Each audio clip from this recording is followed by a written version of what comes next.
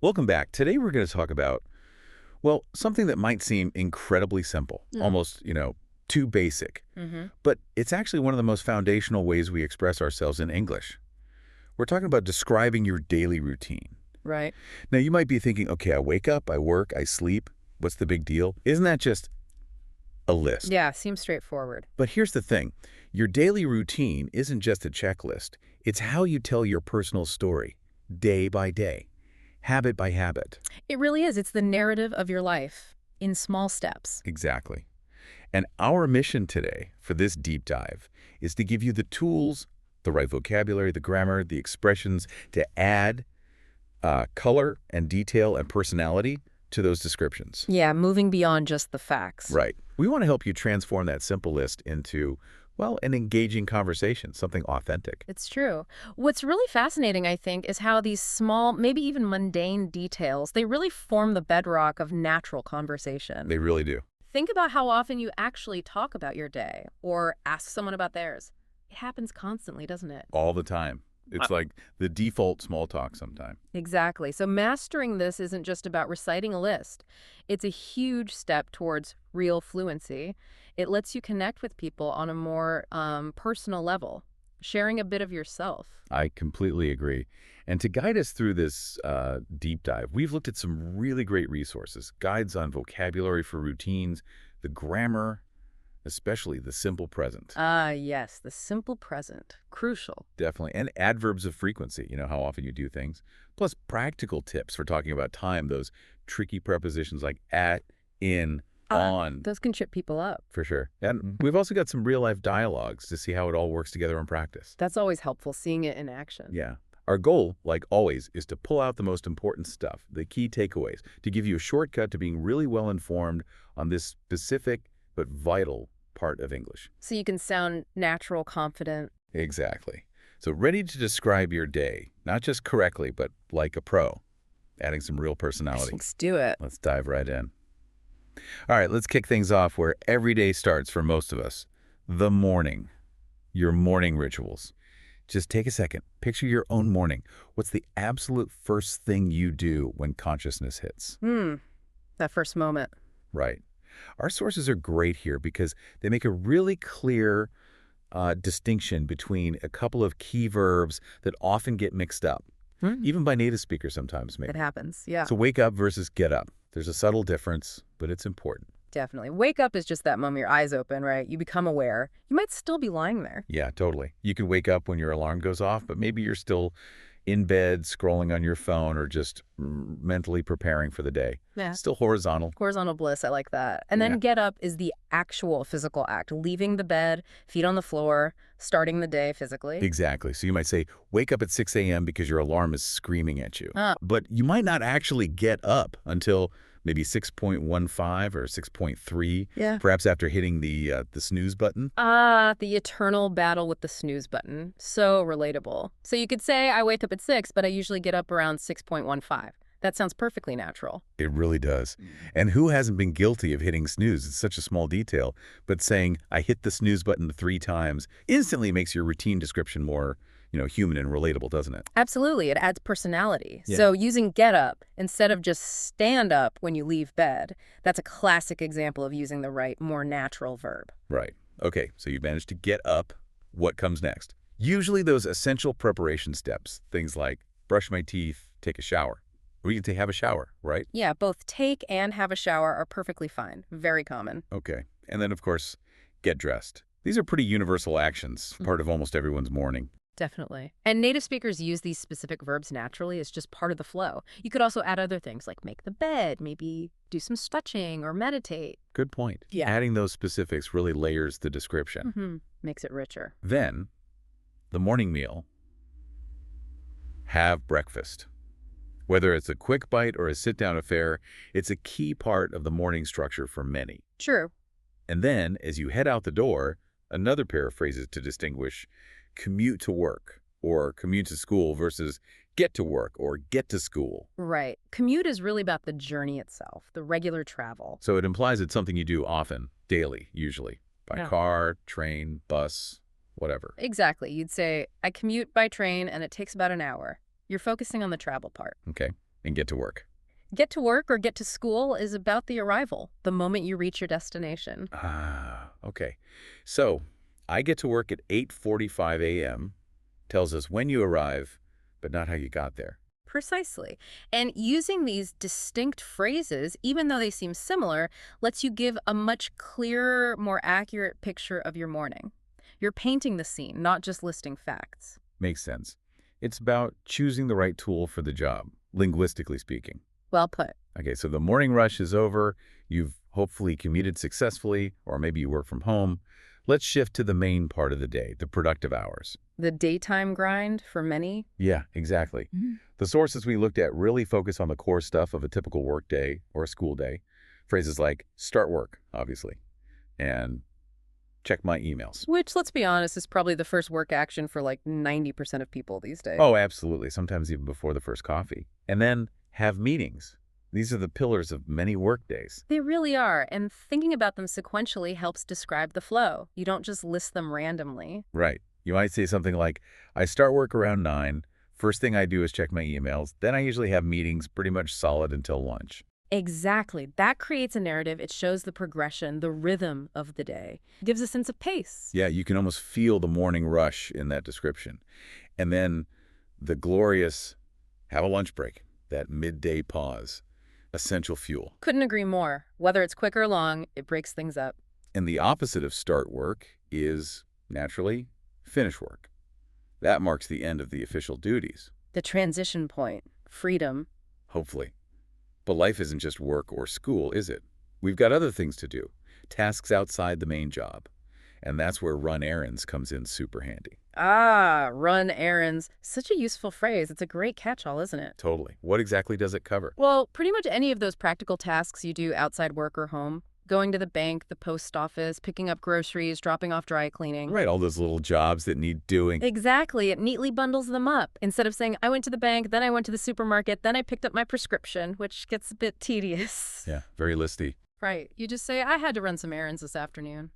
It's efficient, sounds natural, and covers all those necessary, sometimes scattered tasks. It shows you're managing life beyond just your main gig. That's a really practical one. Run errands. I like it. Saves a lot of words. It really does. Gives a fuller picture without getting bogged down in minor details. Okay, so work's done, maybe errands are run. Let's talk about winding down, the evening and night. This part of the day, I think, often tells us even more about someone's personality and priorities. I agree completely. It's where personal choices really come into play. Once you finish work, the next step is often get home. That arrival back at your personal space. Your sanctuary. Hopefully. And once you're home, what happens? For many, it's about wellness. Phrases like work out or just exercise. Right. Could be anything from hitting the gym to doing yoga at home or just going for a walk, maybe. Absolutely. It shows a commitment to health, or maybe it's creative time, practice the guitar, work on my painting. It adds another layer to who you are. Definitely. Then there's dinner. And the sources highlight a useful distinction here. Make dinner or cook dinner. That's the preparation part. Right. Versus have dinner. Which is the eating part. So you might make dinner at 6 p.m., but not have dinner until 7 p.m. with family or friends. Exactly. A small but clear difference. And after dinner, often comes the dreaded. To do the dishes. The very same. A mundane, but let's face it, pretty common part of the daily rhythm for lots of people. Sadly true. But then, the evening often opens up for leisure. And this is where, as you said, we see real personality. For sure. If we connect this to the bigger picture, what you choose to do now says a lot. Do you watch TV? Or maybe watch a series you're binging? Or perhaps read a book. Right. Or, very commonly these days, scroll through social media. Guilty. We all are, probably. These choices, how we unwind, what engages us, paint a much deeper picture of our lifestyle, our interests, our values, than just knowing what job we do. That's so true. It's the personal touch. And finally, wrapping up the entire day, we get to those last steps. Set the alarm for the next day. The necessary evil. Then the gentle transition of go to bed. Heading towards sleep. And finally, hopefully, fall asleep, completing the cycle. And describing all these stages, from waking up to falling asleep, using these specific verbs and understanding their nuances, that's what lets you tell a rich, detailed, authentic story of your day. It's about building that narrative, isn't it? Not just ticking boxes. Exactly. It makes your description come alive. Okay, let's shift gears a bit and talk grammar.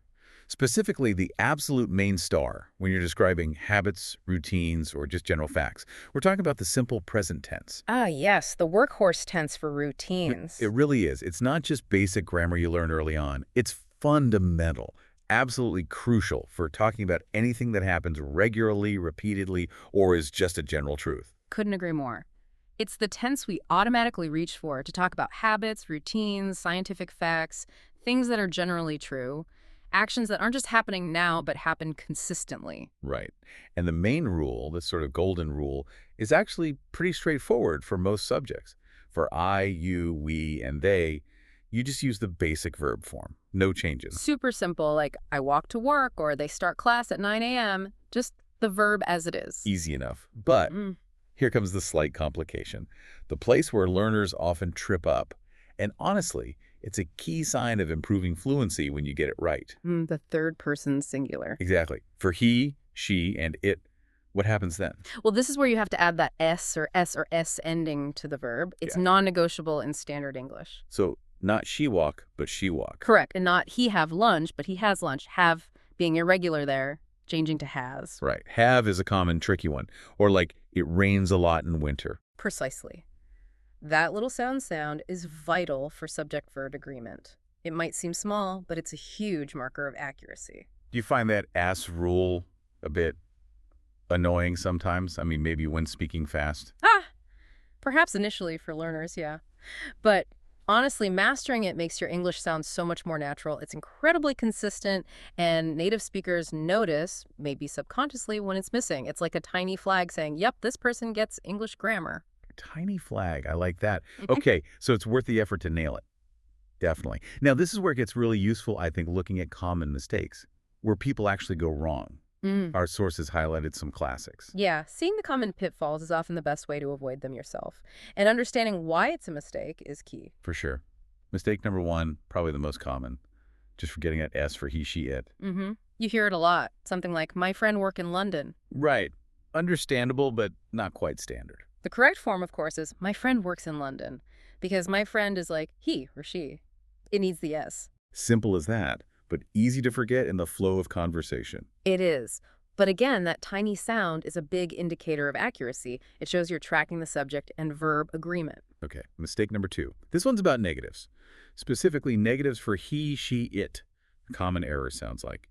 She don't like tea. Ah, yes. Very common. The correct way is she doesn't like tea. Right, so it's doesn't, not don't, for the third person singular. Exactly. Doesn't is the contraction of does not. And this brings up an interesting point. Why does? Well, why does do become does here? Well, do acts as a helper verb here, an auxiliary verb. When you make a negative or a question for he, she, or it in the simple present, the helper verb do takes the S ending, becoming does.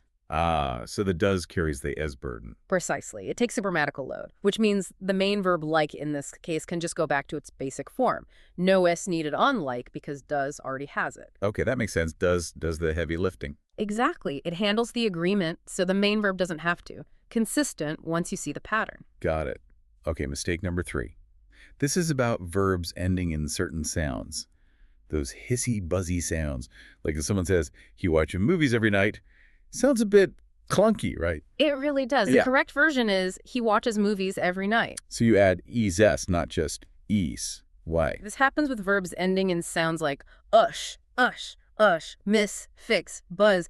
Adding just an S would be really hard to pronounce smoothly. Try saying watch s. Yeah, it's awkward. Exactly. So the es adds an extra syllable as making it flow naturally. Watches, washes, kisses. It's basically phonetics dictating the grammar. The language makes itself easier to say.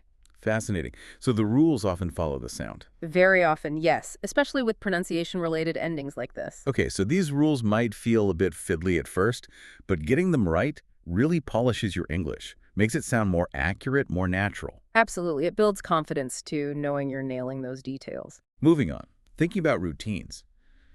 They aren't always the same every single day, are they? Life has variations. Some things you do absolutely always. Others, maybe just sometimes. Right. Or even never. Right. It's not robotic. There's ebb and flow. Exactly.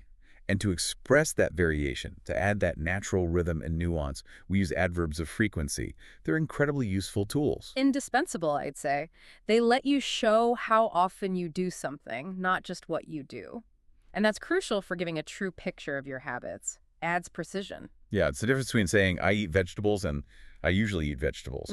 Much more informative. Definitely. It adds that layer of reality. Maybe you missed them yesterday, but usually captures the general trend. It can even hint at personality or priorities, like we talked about with evening routines. I rarely go out tells a different story than I sometimes go out. Good point. Okay, so let's look at the scale. Our sources lay it out nicely, from 100% down to 0%. A useful way to think about it. At the top, 100% we have always, every single time, no exceptions. Like the sun always rises in the east. Or maybe I always brush my teeth before bed. Hopefully.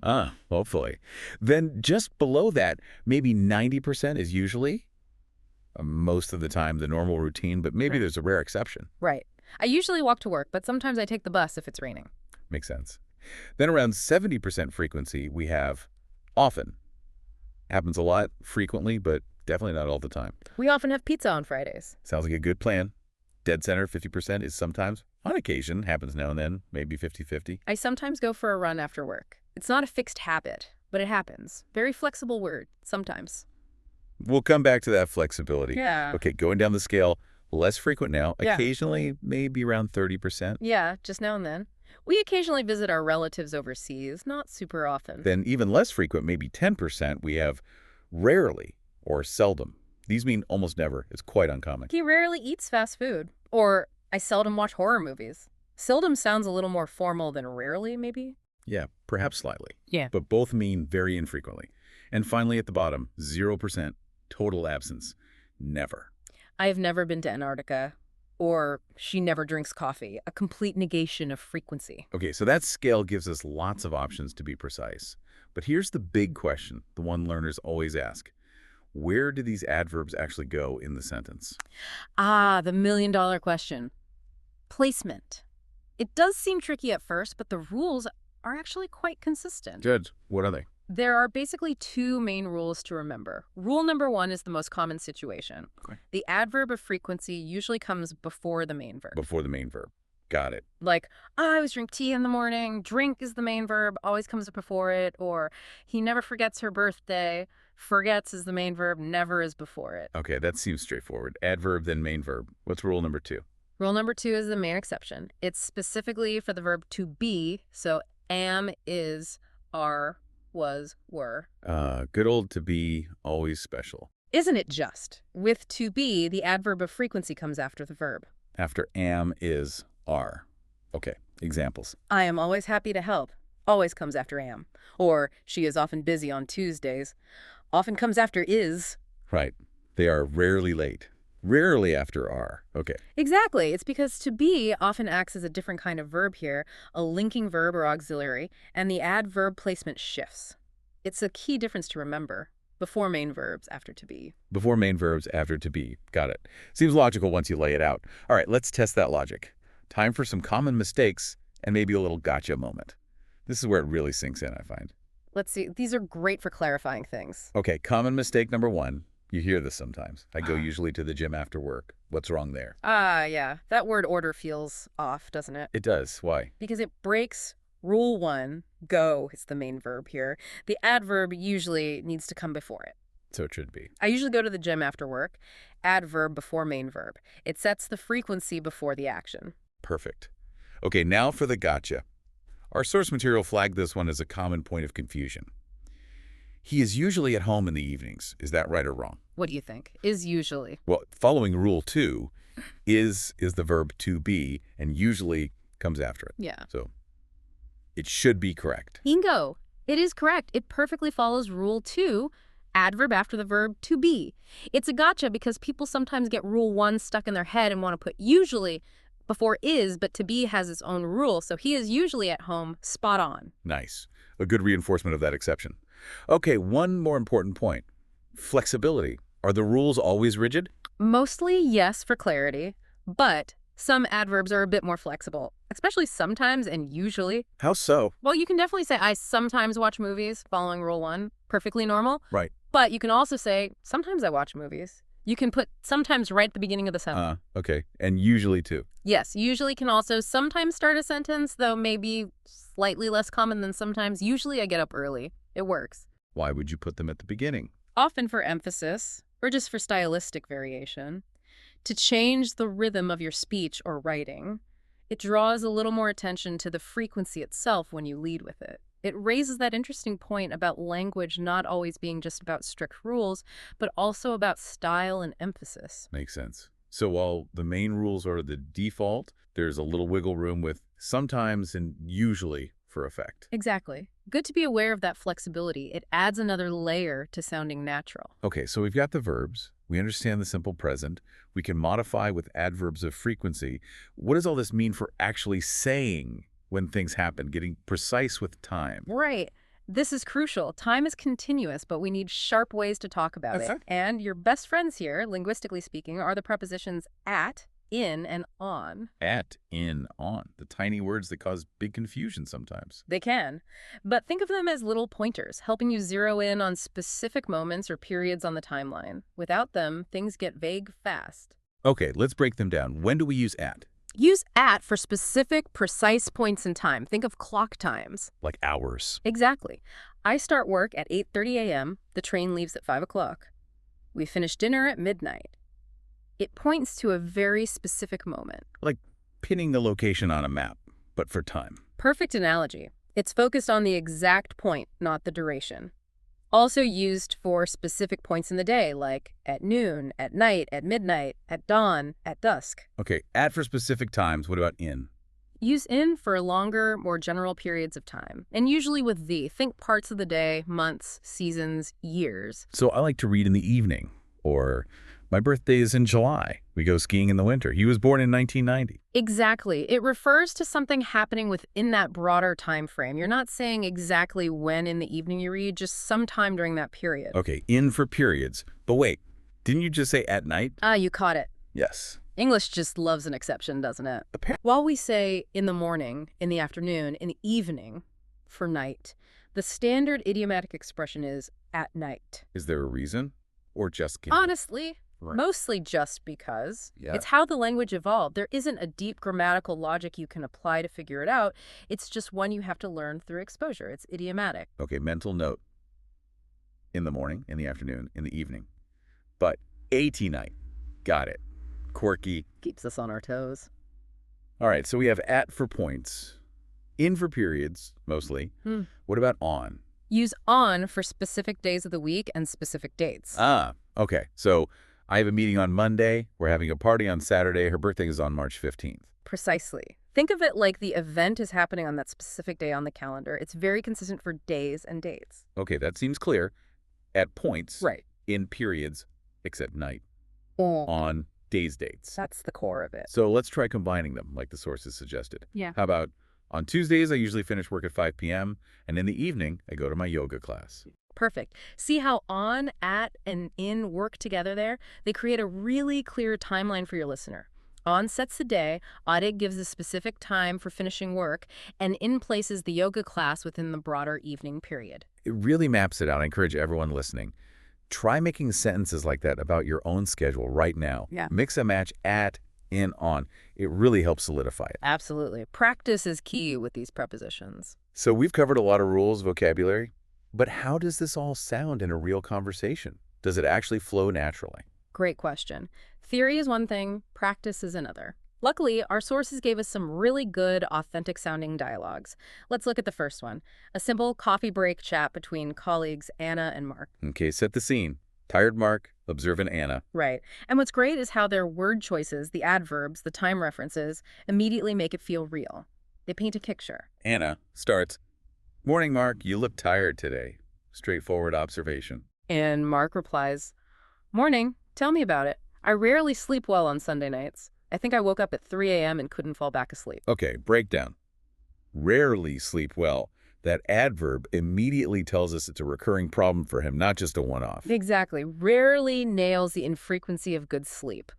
Then on Sunday nights, using on correctly for this specific day. And at 3 a.m., using at for that specific painful time he woke up, It makes his tiredness really concrete. Totally. It's much more vivid than just saying, I woke up early. That detail connects you to his experience. Then Anna offers her routine as a contrast. Oh, that's the worst. I always read a book for about 30 minutes before bed. It usually helps me relax. See the adverbs there. Always read shows her consistent habit, powerful commitment. Right, and usually helps, acknowledges it's generally effective, but maybe not 100% foolproof. Adds a touch of realism. Precisely. It contrasts her deliberate, generally successful routine with Mark's struggle. And Mark's response is quite relatable. That's a good idea. I usually just scroll through my phone, which is probably not helping. Ugh, the phone scrolling. His usually highlights his typical, perhaps less helpful habit. And the self-awareness, probably not helping, adds humor and relatability. Yeah. The whole exchange feels natural because they're using these tools, adverbs, prepositions, specific verbs, exactly how native speakers would. It flows. It shares information and personality. It really does. It's not a grammar exercise, it's communication. Let's look at the second dialogue. This one's about making plans. Chloe and Ben trying to schedule seeing a movie. Another very common scenario where clear communication about routines and time is absolutely essential. You need precision here. Definitely. Chloe kicks it off. Hey, do you want to go to the cinema on Friday evening? Using on for the day, implied with an evening. And Ben replies clearly, I'd love to, Chloe, but I always work out on Friday evenings. What about Saturday instead? Okay, always work out. Very clear, non-negotiable routine. Uses always effectively. And again, on Friday evenings. Explains why he can't make it. Exactly. Polite, clear, no ambiguity. Sets a boundary based on his routine. Chloe adapts. Saturday works for me. What time are you usually free then? Smart question using usually. She wants to know his typical Saturday availability, not just this one specific Saturday, perhaps. Great observation. She's asking about his pattern, and Ben's answer is a fantastic example of combining everything. Well, I sometimes run errands in the morning, but I'm always free in the afternoon after 2 p.m. Let's unpack that. Yeah. Sometimes run errands uses sometimes to show it's variable, not fixed. In the morning uses in for the general period. Right, then the contrast, but I'm always free. Yeah. Always shows consistent availability in the afternoons, in for that period. And then he adds extra precision after 2 p.m. Gives a specific start time for his availability. Wow, that's packed with information, but really clear. He used sometimes, always, in, and after. Very efficient. Couldn't have said it better. It eliminates all the guesswork for Chloe. So she can easily respond. Perfect. Let's go to the 3 p.m. session then. Plan made. Easy. And if you think about it, these grammatical tools, adverbs, prepositions aren't just rules to memorize. They are practical tools for smooth social interaction. Ben's clarity prevents a long, frustrating back and forth trying to figure out when they're both free. So true. It greases the wheels of communication. These dialogues really show how it all comes together in practice, makes the grammar feel much more alive. Exactly. It connects the rules to real-world purpose. You know, getting the grammar and vocab right is huge, obviously. But how you actually sound when you speak, that's equally important, isn't it? Pronunciation matters. Oh, absolutely. Clear pronunciation boosts understanding and confidence tremendously. You can know all the rules, but if the sounds aren't quite right, communication can still be difficult. And our sources pointed out a common pronunciation hurdle related to routines. That third-person singular is ending we talked about earlier. It doesn't always sound the same. That's right. It actually has 3 distinct sounds. And why? It basically comes down to making speech flow more easily. It's about what sounds are easier for your mouth to produce one after the other. Makes sense. Okay, what are the 3 sounds? First, there's the S sound, like a hiss. Sis. This happens after voiceless consonant sounds. Voiceless, meaning Sounds made without vibrating your vocal cords, like P, T, K, F, lit, like in think.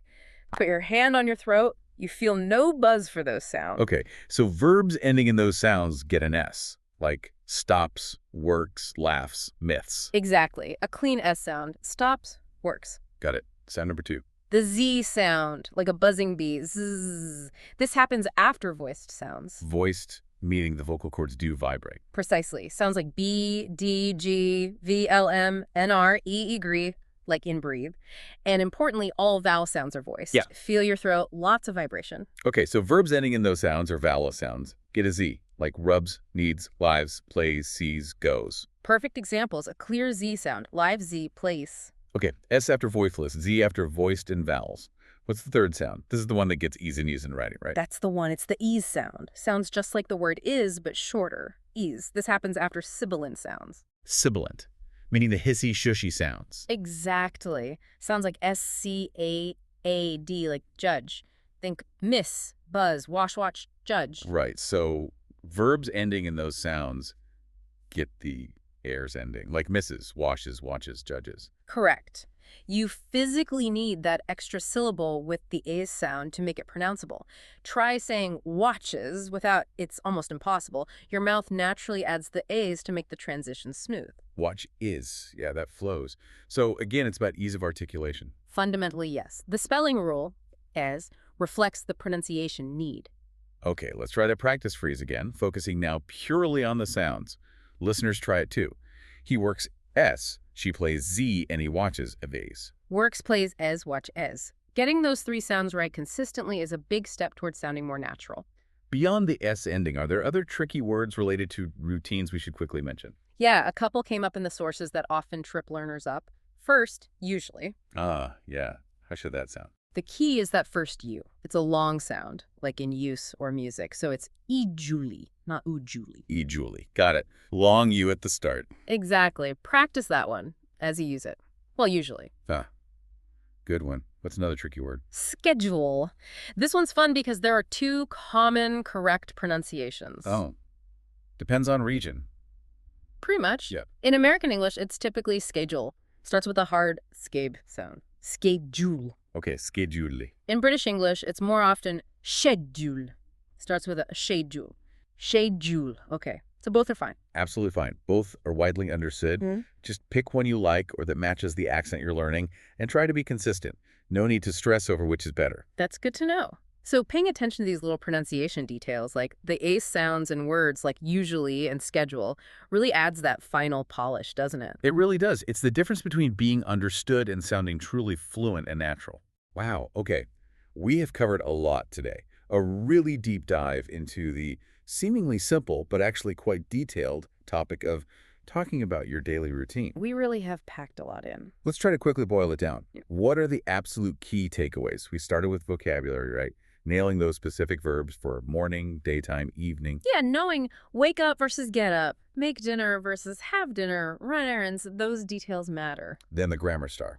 Simple present, especially getting that third person ease right, and knowing doesn't for negatives with H height. Absolutely fundamental for habits and routines. Then we added rhythm with adverbs of frequency, understanding the scale from always to never, and crucially, where to put them, usually before the main verb, but after to be. That placement rule is key.